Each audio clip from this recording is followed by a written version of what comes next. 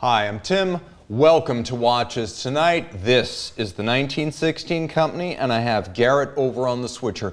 Welcome all. Okay, this is like the aftermath of Watches and Wonders. So we're going to change it up a little bit. That's what you've heard about nonstop for the last week. Let's see some real hardware. Nothing but Grail watches. All of that, we chat live, and I share your viewer wrist shots tonight on Watches Tonight. All right, let's see who's in the box. We've got Edward of Sweden. We've got Joe Tyson of North Carolina. Some are Enrique Cassiano, Arto Charles from New York City, Jim Millett of the UK, Jonathan Smith, Grandmaster Chime, Decibels, Mark S. of Brooklyn, Sean Hansen from the Desert Southwest, and Biohazer from the great green land of Ireland up in Dublin. We got Vince Lafaux from Lyon, France, Marco B, Noah B from Calgary, Canada. We got ZH97, hello, good to see you right there, and Ivar joining in from, well, Miami, my old neck of the woods, I love that. Okay, Jenks72 from Wales, staying up late with us. All right, Daniel B and Kia, you're going to see some good stuff tonight. Lots of fun, but first, instant gratification. Viewer wrist shots number one. I asked, you answered. We start off with Tom B, who rolls with a spectacular new Rolex Daytona in two-tone. Yes, some people have taken delivery of the new Daytonas. Jeff S. also rolls with his V12 Ferrari 812 and Rolex Daytona. That's one of the John Mayer's, the ultimate motorsports chrono. I really dig that yellow and green look. Maybe that's the next Talking Time with Tim Mosso group watch combo. Rob H. and friends thrill with a stunning set of MB&F and Ulysse Nardin. Now that UN is independent again, those are all indies. Loving the look, Rob. Antoine M. attends Moto Grand Prix USA at Circuit of the Americas with his Omega Speedmaster, and that is the right place for it. He also says he used the tachymeter to clock the bikes, which is very cool. Guillermo captures a classical wrist shot of his 1916 sourced Audemars Piguet Code 1159 chronograph. Thank you for trusting our company. And Sunila M is out and about with Vacheron Constantin Historique 1942 triple calendar on errand day. Enjoy those errands all the more, Sunila. Send your wrist shots to mondaymailbag@thewatchbox.com to see your watch on this box. Okay, guys, who else is in the box? A lot of you guys. We got Joe Steve from Riverdale, New York. We got James C., another JLC fan after my own heart. We got Ashley. We got Michael joining in from Manhattan, and Kate Mancuso, alumnus and star of one of our collector conversations. We're actually setting up with just her to do a solo. She did 2 episodes with her husband Tim. Kate is going to fly solo for the next edition. Dr. Stu is in the box, and we got David Mulligan saying, hey Tim, I like the new bike frame. I'm glad you mentioned that. So I have a surprising unboxing to share with you. It's actually one of my own for once, and not the kind you expect. I had a bike designed to match my Dan Reuter DR02, so you know this watch well, and well, it's Tim Mosso green. Can we take that to the next level, or at least scale it up? We unboxed a bike frame over this weekend at Gresh Fit in Westchester, Pennsylvania. This has been about 2 months in the making at 7 up in Massachusetts. Carbon fiber, titanium, full custom, everything from the geometry to the size to the layup of the carbon and the grades of titanium tubes used. Tim Gresh, who runs the shop, he's another Tim. He's a pro bike fitter who worked with me on my first new frame in 12 years. And I'm stronger than I was at age 27, but I'm also more injured and hurt than I was when I was younger. So it was time to talk to an expert about solutions. We have a full unboxing video, including some build shots at the 7 factory in Massachusetts, and that's Steph. She's one of their rock star welders and painters. The frame is titanium and carbon, and you can really see the break between the two. All of the titanium has been painted here, and then the carbon was left bare. I think it's good to let the carbon speak and express itself. The parts going into this build are pure Cadillac spec, so I'm going to post a link in the description below this video so you can hear my thoughts and Tim's on the bike. We actually did an unboxing video of the bike. All right, enough lifestyle. Let's talk about Watches Tonight becoming Watches Live. And actually, guys, let's go with some Grail watches. Let's start with something that is literally I would call this a grail watch because back when I was in high school, my first ever grail watch was the Omega Seamaster Diver 300 meter, the James Bond Seamaster. And well, there have been a lot of iterations through the years. Back when I was in college, the whole model line was less than 10 years old. It came out in 1993. Everyone remembers the quartz and then later mechanical chronometer that Pierce Brosnan wore, but there was also a chronograph made in titanium, rose gold, and here's the big one, tantalum. The Tri-tone Seamaster chrono is a legend. So for the most recent re-release of the Diver 300 meter in 2018, they launched a new version of the Tri-tone, and this is it. It's 42 millimeters in titanium, or at least primarily in titanium. They went with a double finished titanium dial with rose gold Bond style skeleton hands, all applique indices. Now if you look at the bezel, you can see it's a sort of slate blue. It's got a much darker tone to it than the titanium case. Let's try to get all that back in there. And you can see how it's got that mystifying blue sheen that makes tantalum so magical. It has a rose gold media blasted cap on top of that. And then the bracelet, if we can get focus right there, is literally tritone. Primary links in titanium, secondary links in rose gold, flanking the tantalum core of the watch. Now, if you look at this dial, you can see not only is it made of titanium, but it's also different than the standard Diver 300 meter because it doesn't have a date. Beautifully balanced. You can see the waves themselves are satin brushed, and then the recesses between the waves are media blasted.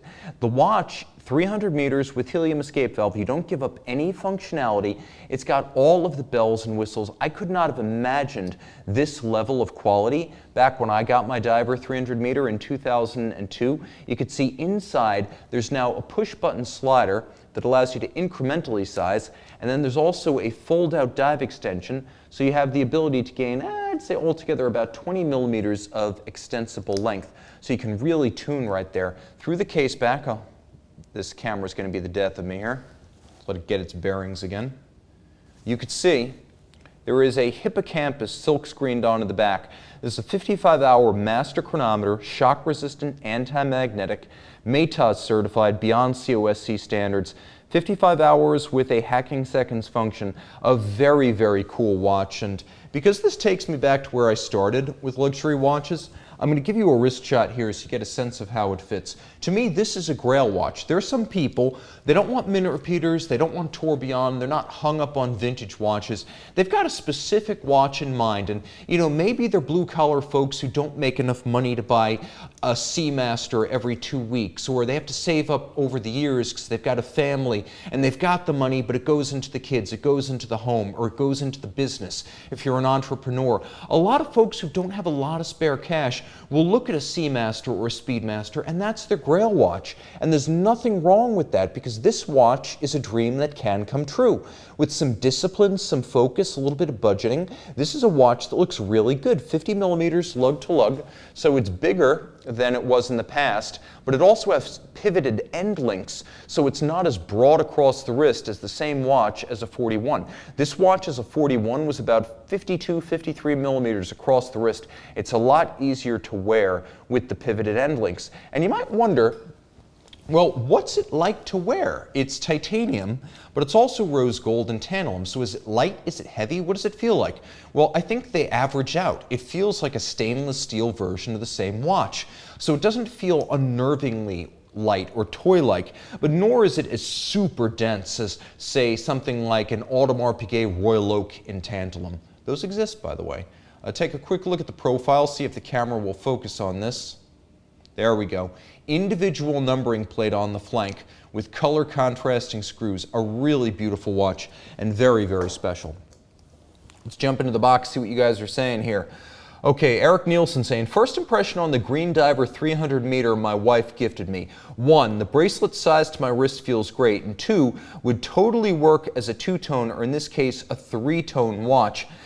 We have Mr. CH97 saying the box for this thing is very unique too. That's a fact. It's a very special edition. 2,500 pieces made, so it is fairly rare and they're always in demand. And then Mark S. saying, Miroslav, I too expected Tim's views on watches and wonders. I just feel like everyone's got an opinion, and frankly, you guys probably know me well enough to know what I liked at this point. I would have to say, at this point, my favorite new entries were probably from Jaeger-LeCoultre with the new version of the Duomet. I don't love the fact that it has been subtly decontented in some ways, but the new case and crystal, along with new functions and styles, much needed refresh of JLC's most interesting model line. Also, there's the Chapek Goutte d'Eau, which is basically the ripple of water. The Goutte d'Eau is a 38mm steel enamel dialed watch that is time only. It's basically 3 hands, and it looks like it has a ripple because the way the enamel dial has been painted, it literally looks like you have a ripple of water across the dial. And then on the case back, it uses the SXH5 movement from the Antarctique, which is probably the most interesting and best finished movement that Chapek makes, and the watch only retails for about $20,000. So that's probably my personal best in show. I love the Duomets, but I think Chapek stole the show with a very underrated 3-hand time-only dress watch in steel. But that's how I feel. You guys let me know what you thought was best in show for watches and wonders. What else is going on here?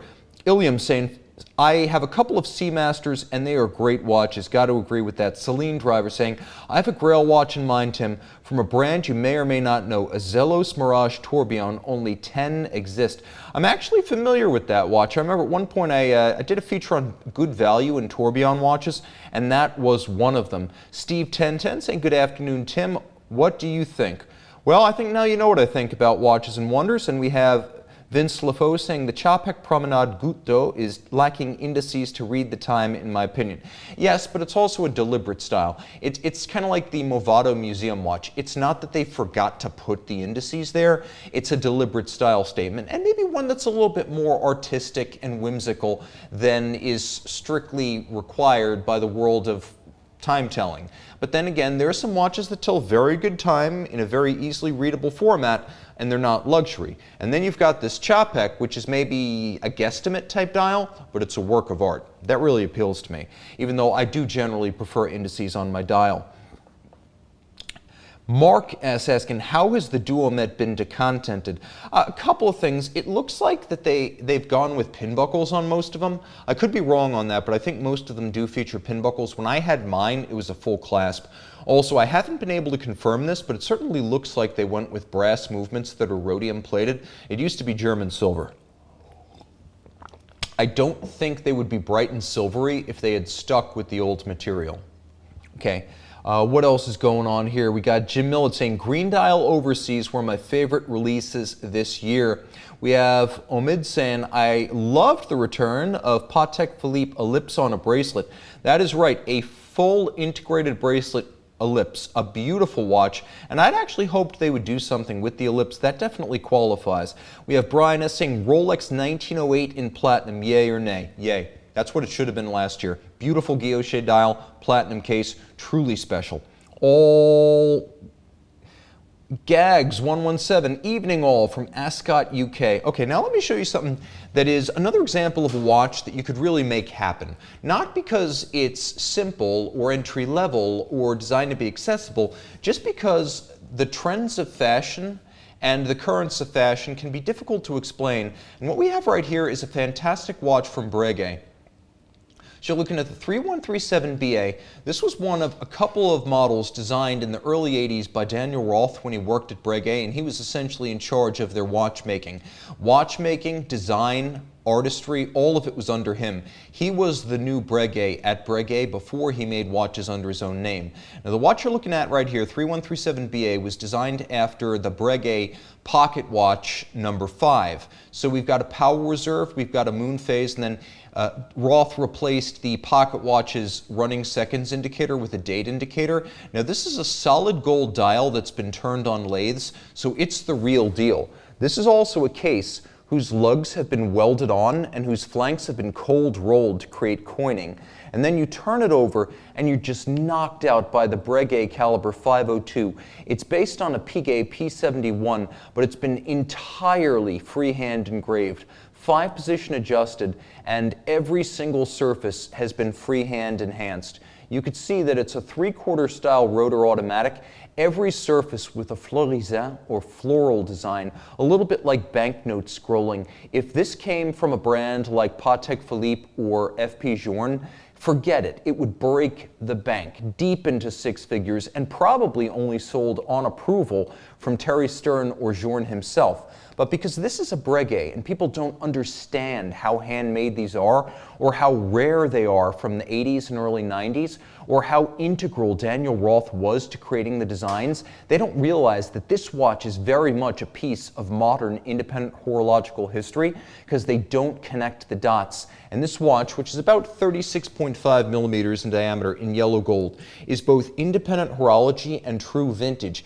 And because it's got Swatch Group money behind it, you'll never have trouble getting parts. You'll never have trouble getting service. You don't have to worry about Breguet ceasing to exist. And it's everything you would get from horlogerie and independent watchmaking without the price. This is just an amazing watch. This is a watch that, frankly, a man could wear, a woman could wear, and a lot of women who are into watches will go after smaller and vintage men's watches. They're not interested in diamonds, they're not interested in quartz, and they don't want a watch made for the ladies. Something like this is a great option. It's also great for male traditionalists who prefer the discretion of classical size. What else is going on here? A question from Stork08. What is the reference on this Breguet? 3137BA. Okay. So let's talk about Journe, because Journe is probably the it watchmaker of our era. There are certainly watchmakers who are of equal or greater skill, and there are watchmakers who have probably turned out a greater body of work, albeit under other brand names. But Journe is probably the single most responsible person for the surge in interest in independent horology. He's created endowments to essentially endow and promote younger watchmakers on their way up, and he's the reason so many entrepreneurial watchmakers are now striking out on their own to make watches under their own name. He's also the reason why a lot of watchmakers who have gifts right out of watchmaking school are launching their own brands. It was unheard of in Journe's day, back in the 80s and the 90s, to come right out of watch school and put your name on a watch. You had to put in your time. Well, Journe is the reason that's now happening. So while I'm not a Journe fanboy, and I think you could call me probably the world's most prominent Journe realist, for someone who sees as many as I do, I tend to be really rational about them. Journe deserves all the credit he's given for what he's done in the independent scene. This watch right here is my favorite Journe model. Black Label Chronomet Optimum. So Black Label is something he created in 2008 specifically for people who are buying through Journe boutiques or Espace and already own Journe watches bought new. Now, you have to buy more than one new Journe to get one of these. Right now, scuttlebutt on the street is $400,000 to $500,000 has to be spent at a Journe boutique before you even qualify for Black Label. And among the most sought after, the Chronomet Optimum. This one, unusual with a 42mm case size, also has a Jean Rousseau custom strap with, wait for it, full platinum stitching. That's right, this is a wire of platinum.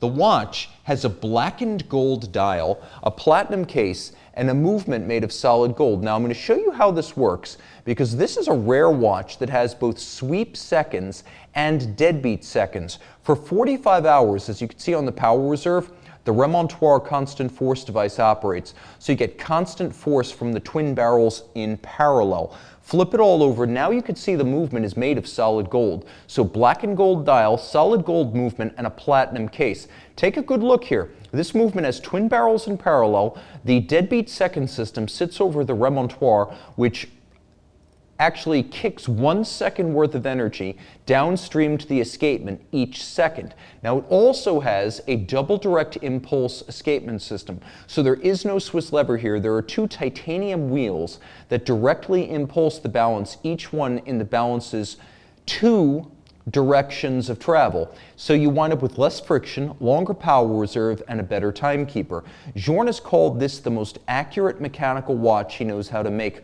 Look at the luster of those rose gold bridges and plates. And take a look at this stud holder right here, mirror finished. We also have an overcoil 6-position adjustment and a free sprung balance. This is every trick Journe knows for making the most accurate mechanical watch possible in a single reference. This came out in 2012. And it's really very special. It's got a lot of presence on the wrist. You can see it's a big watch, but it's not too big for me. This is a watch. Let's see if we can do a little wristy here. I don't know how my camera's going to treat that. But this is a watch that a person with a 16-centimeter wrist or up can wear. And you see how it has sweep seconds on the dial side? So you get both that and the deadbeat. A very special watch and very cerebral. It's got a dial that reminds me a little bit of cellular mitosis, but aside from that, I have to say that the 42 really lets this dial breathe. It can be a bit crowded in the 40-millimeter size. If you can get the 42 here, get it. And this 42 black label is the rarest of the rare among CO reference. So that's the Chronomet Optimum. And guess what, guys? I'm doubling up because I have a super special latest generation FP Journe Chronomet Resonance. This is the 4th series. Black label. Now this one is 40 millimeters, and I'm going to show you how this works because the latest version of the resonance chronometer does something Journe has never done in the past, which is to run both of the displays, the 24 and the 12, off of a single barrel. So when you flip it over, you can see now we have just one pivot for the barrel arbor. Previously, Journe used 2 separate barrels, but what he found was that you would get unequal amounts of energy to the 2 sides, and you see there are 2 separate trains, 2 balances, 2 escapements. There's also a remontoire constant force device on each side. So to ensure equal energy from the barrel is distributed to each side, he uses something you'll find on a car, a differential. And a differential, an open differential, will equalize the force to each side. So that's what this little hole in the dial is. You're looking through to the differential. Now the differential makes sure equal energy is distributed to the 2 sides.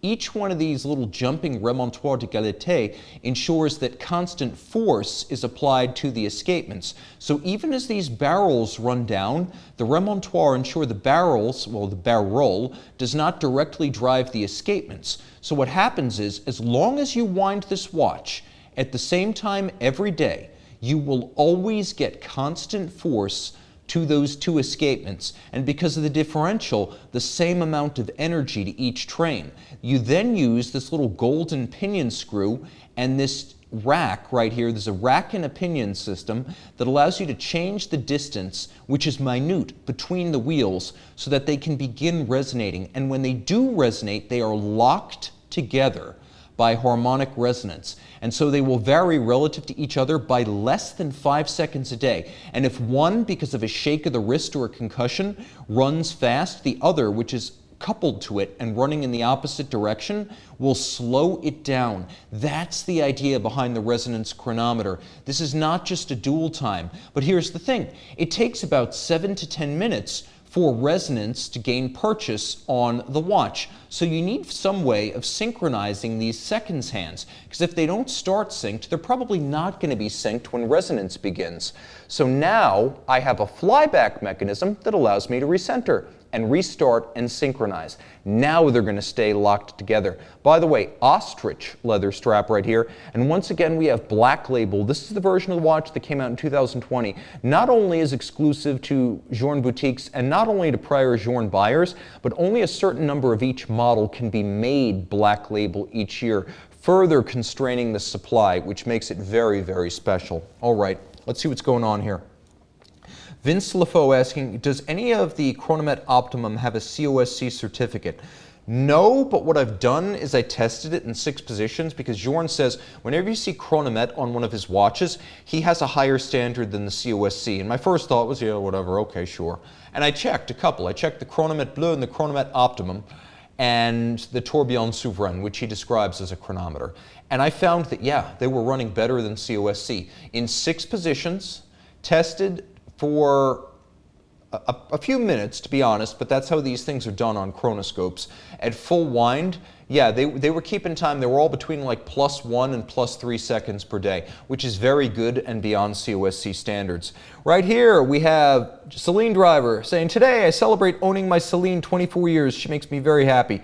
I would love to own a late Fox body Celine Mustang. Something like an S281 supercharged with the like late new edge Fox body design. That would be really cool. I would like to have that quite a bit. I really regard Celine Mustangs more for their handling prowess than their power, because Steve Celine was always a little bit, I don't know, a little bit of a fibber on that front, but the way they finish, side to side, slaloms, road courses, they're not muscle cars, they're all-out performance cars, they're sports cars. James Carrion saying, enjoying the recent comparison videos with the FP Journe and the Crador. Cool to see comparing and contrasting some great watches from these brands. More comparisons coming. Grandmaster Chime, Tim, are you going to run Conti Grand Prix 5000 tires?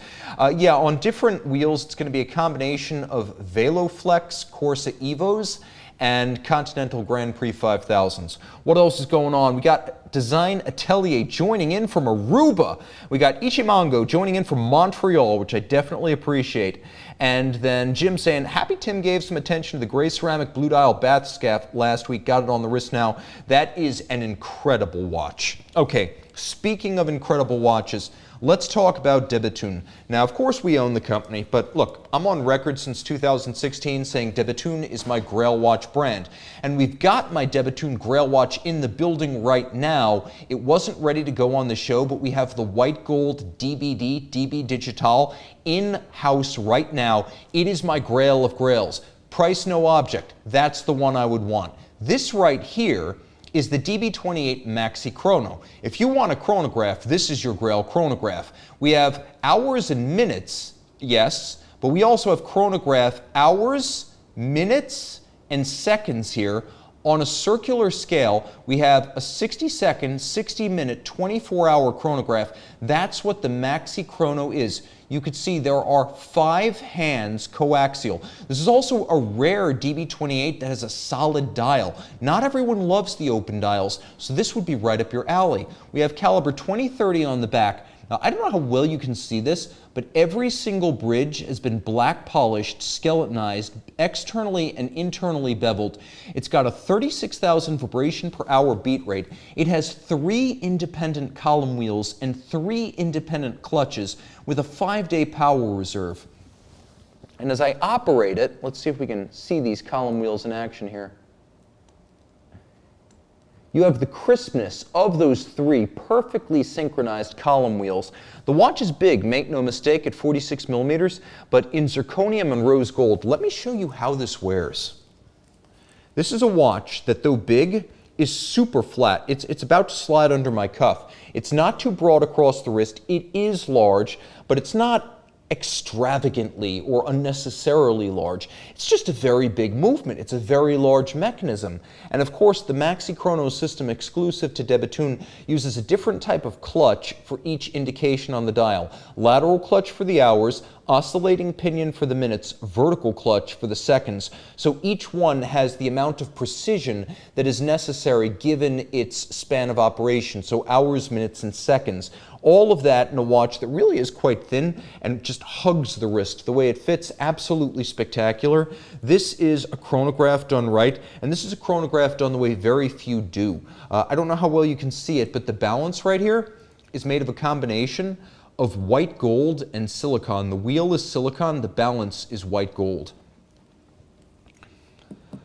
That's not it. There's more. If you like tourbillon, guess what? So do I. But I generally don't like them in isolation. I want a little bit more. So in 2012, de Bethune launched this. This is the DB28 tourbillon deadbeat second. So I don't know how well you can see at center, but there are solid gold escape wheels for the deadbeat mechanism. The bridge for the tourbillon as well as the deadbeat system, all on the dial side. I'm going to try to get this a little bit closer if I can to our camera. Now you could see at center that there is a pair of solid gold escape wheels for the deadbeat at center, and then they sit above a tourbillon that turns once every 30 seconds rather than once every 60 seconds, and it beats away at 5 Hertz like an El Primero. 36,000 vibrations per hour. At de Bethune, tourbillon regulators have a purpose, chronometry. When you see a tourbillon on a de Bethune watch, it's going to run to 0.3 to 1 second gained per day. That is their tolerance. You could see the stripes, the beveling, the black polishing, the skeletonization. There's even a power reserve indicator at the base of the dial Despite the tourbillon and the deadbeat, this watch will run for 4 days on a single wind. And though it is 45 millimeters in diameter, it is an ultralight titanium with spring-loaded floating lugs. And I'm going to put this on my wrist and show you how this wears. This is an absolute monster of a watch that anyone would consider a good match and a grail on even an average-sized wrist. Now again, very flat. De Bethune watches are always flat. They're not thick. This is only about as thick as a Submariner, so if you would wear that under a cuff, you can wear this under a cuff. The watch is on a lovely De Bethune factory strap. There are many different options, and I'm about to show you 2 of them in just a moment. But let's jump back into our box with some watches. Viewer wrist shots number 2, Scott B. Scott, you were in the right place at the right time with your Rolex Explorer 2 and the solar eclipse. Josh P. and his Rolex Submariner look directly at the sun in our second eclipse shot. Robert Z. shares this shot of Christine Z. with her Grand Seiko Sakura Kakushi SBG W289. That's a good looking shot. That might be the shot of the night. Joseph P. rolls out with his Tudor Tiger Prince behind the wheel. Send your wrist shots to mondaymailbag@thewatchbox.com to see your analog on my digital. Guys, I want to shout something out. We have a podcast now here at the 1916 Company. It's available, yes, on our Watchbox Studios channel, but it's also available on all of the podcast platforms. So Spotify, Google Podcasts, and Apple iTunes. Wherever you get your podcasts, you can find our new podcast. Lots of different focal points. We're going to talk about watches and wonders tomorrow when we wrap up the event. That's going to be the next podcast. Our first 2 were top chronographs, and then also we did a little bit of watches and wonders predictions. And I think you're going to find that this podcast with me and Armand Johnston, one of our real watch guys in-house, this is going to be a lot of fun. And I think Ulysse Nardin being the focus of that second episode, we did a little bit of watches and wonders and a lot of bit of Ulysse Nardin, our favorites, how to shop the brand, and how we would assemble our own Ulysse Nardin collections. So definitely check that out wherever you download your podcasts. That is the 1916 Company podcast. What else is going on? We got Abdul in the box from Germany, Junior Johnson from Michigan. Abdul saying excellent combination of dial and skeleton on that De Bethune. Jim Millett saying amazing De Bethune. Bathy is on another level to my role. Oh, I think he said DP. He either meant De Bethune or Blancpain, but I do agree with him that the Bathyscaphe is on another level compared to Rolex. Grandmaster Chime loving the cherry blossoms and a little bit of patriotism there. Keystar G60, I'm late. Have we talked about the Nomos Tangant 38 limited edition 31 colors? No, we haven't, but you have now mentioned it. Mr. Paradigm 1981, my grail is any watch that comes from Watchbox that Tim Mosso licks and slobbers on before they mail it. More than willing to do that. If you buy a watch from us, I will slobber, lick it, I will send you your own custom video or sign it, whatever you like. Michael M. tuning in from San Diego. Love the live show. Thank you, my man. We got Gulam joining in from Kashmir. What watches got discontinued for 2024 other than some Rolex and Patek models? A lot of that remains to be seen. I haven't seen a lot of stuff decatalogued immediately. Usually Rolex and Patek are very clear about their runouts. If you type in 2024 Patek Philippe runout models on Google, you'll see exactly what I mean. What else is going on here? Amit saying, Tim, thoughts on the Cartier Tortues? I like the return of the mono pusher, but I would have preferred to see a return of it with the original movement. That was kind of what made it special. Mark S. saying, Tim is not talking watches and wonders. It's very unusual. True, but everyone's done watches and wonders to death. Don't you want to see new stuff? I got something very cool that I think you'll like to see. In 2015, Vacheron brought out its Historique 1955 Corne de Vache, a tribute to the historic but rarely seen 6087 chronograph from 1955. This right here is the model that came out in 2000 and I believe this was 17. This was the rose gold version. Platinum came first. And it is a beautiful cowhorn lug 38.5 millimeter case that does justice to the original watch. Manual wind, beautiful welded on lugs, a simple twin register dial of the highest quality with a tachymeter scale for you motorsports mavens. Flip it all over, still LeMania based, Vacheron caliber 1141. So if you love your moon watches, or you love your pre-moon watches and the reborn 321s, guys, this is the movement that went to space as the Omega 321. Created in the early 1940s as a collaboration between Omega and LeMania, the 2310 Bausch went on to do duty in Patek Philippe, Breguet, and Vacheron watches. Here, Vacheron has it as part of its 1140 family. This is the 1142, Geneva hallmark, column wheel, lateral clutch, overcoil hairspring, 5-position adjustment, Gyromax style free-sprung regulator, everything exhaustively finished. And you can see not a huge watch, welded on lugs. That's the only way to get lugs that's sharply broken out from the case band. The seam between the case and the lug is achieved by filing down the remnants of the weld. A really cool watch that has everything going on. Flat, compact, elegant. I'm not a fan of rose gold in most cases. I think colored gold is such a powerful look that only works well on vintage watches and smaller cases. Fortunately, this style is both. This is what makes Vacheron great. And I've often said Vacheron doesn't necessarily have an immortal case design, maybe the American 1921, but I do think that Vacheron's great enduring legacy, style legacy from generation to generation is beautiful lugs. And you can see here with the cowhorn style just how beautiful these lugs are. Let's see if we can get some focus here. This is a handmade case. Take out the dial, take out the movement. This watch is a work of art by itself, just the way this case was handmade. All right, very special stuff right there. Let me show you something that might be the kicker of the night. Like, I don't know that I can outdo this, but from de Bethune, this is a one of one. What a lot of people don't realize at de Bethune is that they have a custom program called CS, Como Speciale. Now, you can order anything, including watches that have been discontinued or don't even exist.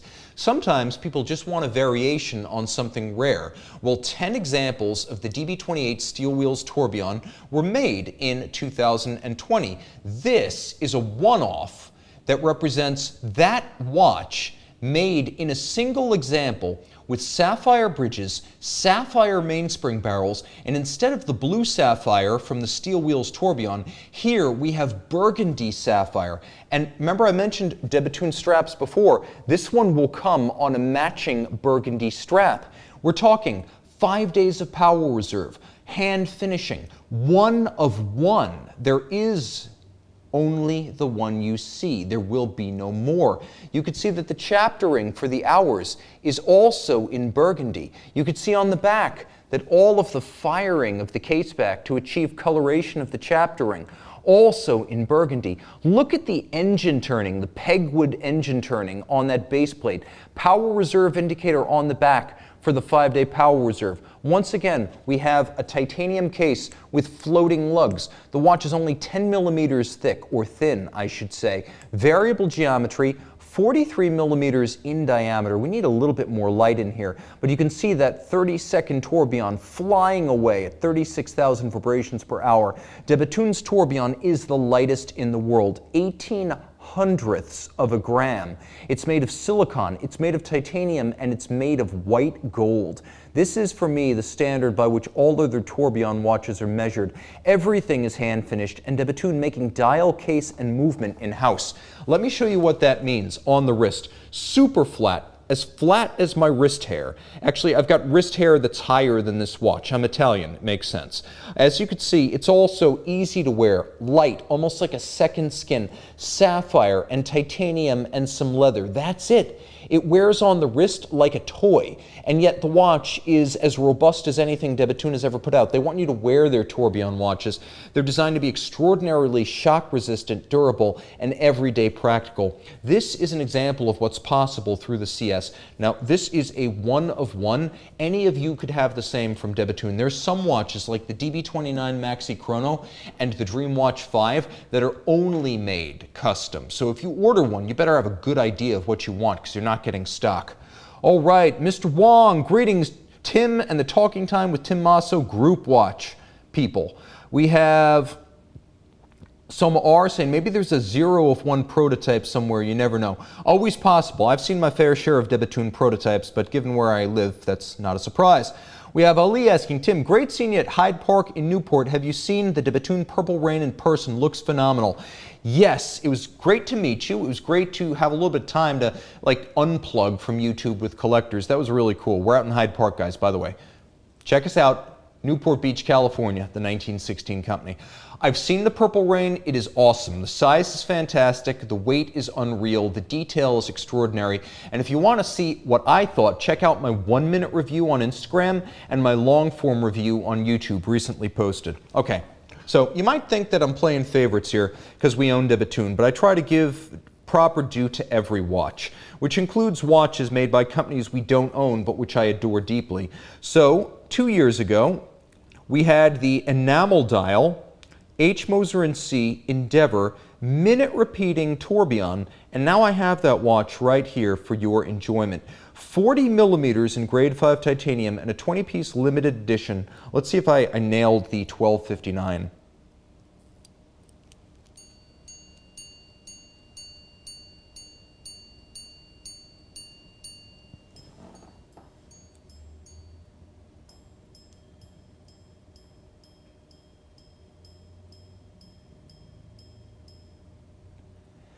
This is as fine as anything ever created by de Bethune. I play favorites with DB, but I also acknowledge quality. Here we have a smoked fume blue dial made of enamel with a hammered base under the translucent blue enamel. Look at the tourbillon. Free-sprung flying tourbillon, no upper bridge to block your view. Look at the strikers, polished to a mirror shine and beveled to a razor's edge. And on the back, courtesy of Moser's collaboration with Timeless and MHC, we have a 90-hour power reserve movement that is finished to a standard unlike any other Moser watch. Bevels a mile wide, interior angles that are inwardly as sharp as a razor is outwardly sharp. Look at this black polished steel bridge for the drivetrain. This is a watch that you can wear every day. This is a minute repeater that has a water resistance rating. Absolute exclusivity in the fluid and fabulous Endeavor case shape, which looks like molten metal on the wrist. It has such a graceful arc to every single line and curve, and you can see how well it wears in titanium and sapphire on an average-sized wrist. Take a look at this. This is a mega watch that you can and should wear every single day. This is a watch that has refinements where you're not even expecting them. I mean, take a look at that tourbillon. Look how nicely decorated that is. Look how apparent it is. Unblocked by any bridges, the flying tourbillon, generally the way Moser does its tourbillon. The dial by itself would have taken days to create. Now that is what I talk about when I talk about Grail watches.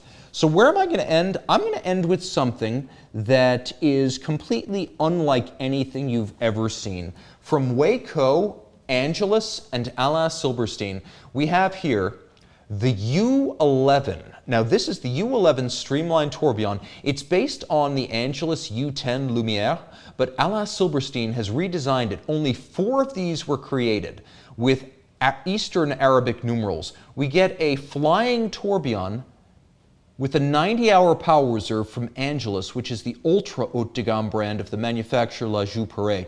We have this streamlined, almost stone-like or smoothed pebble-like form as Silberstein took the rectangular design of the U10 and created this tapered look, including tapering it in profile so it thins out. On the back, you can see caliber 100, twin mainspring barrels, German silver bridges and plates, deeply impressive. The watch, those 61 millimeters from lug to lug, is only 45.4 millimeters from, well, I guess I should say it's 61 millimeters lengthwise. It's only 45.4 lug to lug. So let me show you what I mean by that. I mean this watch, which on paper is 61 millimeters, actually sits easily on a wrist. It's super compact. Take a look at this thing, the way it wears. It's about as narrow across the wrist as something like a Datejust without the bracelet. And Silberstein, who's a genius for design, moved the tourbillon. The original version, the U10, had the tourbillon where the time is on this, which meant that the actual time often tucked underneath the cup. So Silberstein brought the time to the crown side so it won't duck underneath a cuff. 8 of these were made, but only 4 with the Eastern Arabic numerals. An absolute gem from a lot of great names in the business. Angelus, Waco, Alas Silberstein, and in fact, let's give credit where credit's due. Sebastian Chalmonte was the engineering director when that watch was developed. Okay, guys, let's go back to our wrist shots and run the table now. Jimmy Wine is Rolex GMT Batman. Report from the real-life Gotham City inside Yankee Stadium. Longtime follower, Reza F. from Tehran showcases his green hand Rolex GMT Master 2. Jason N. pegs the meter with his stunning Alas Silberstein Tourbillon Volant, ancestor of the watch you just saw. Dylan is an old friend back after some time with his Tudor Pelagos, and he is making guitars. How cool is that? He's a luthier. Joe M. and his H. Moser & C Pioneer Center Second DLC are looking blue today. Let's keep going. Viewer wrist shots number 4. Fergie B. joins us from Ferns County, Wexford, Ireland, with Rolex Explorer. Mark K. and Winston the dog line up with the Moon Swatch mission to Earth for the eclipse. Joe D. was on honeymoon in Antigua during the Antigua and Barbuda Kite Festival with his Rolex sub. Paul P. sets the mood with his Atelier Wen Perception V2 copper dial, and Lance F. with his Tudor Black Bay GMT Pan Am take us home while conducting polymerase chain reactions in the lab. Send your shots to mondaymailbag@thewatchbox.com. Remember to see our podcast, the 1916 Company Podcast, wherever you get your podcasts. It's there. And check the link in the description where you can see a link to purchase these watches, as well as to my bike frame unboxing. Thanks to Garrett over there, Timeout Tim Out, and thanks to you for logging on.